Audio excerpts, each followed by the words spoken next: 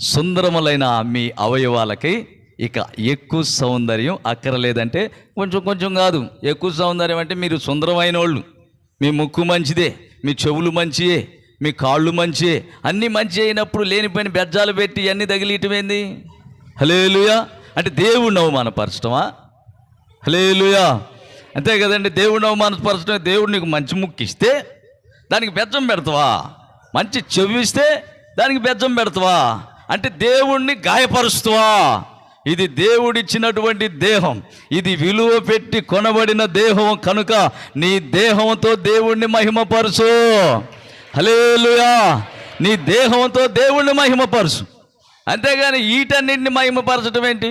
ఇప్పుడు ఒక ఆమెని వరకు అడుగుదాం, అమ్మా నువ్వు బంగారం దేనికి పెట్టుకున్నావు అమ్మా? దేవుణ్ణి మహిమపరచడానికా లేకపోతే నిన్ను నువ్వు మహిమపరచుకోవటానికా అని అడిగితే ఏం చెబుతారు చెప్పండి మీరు?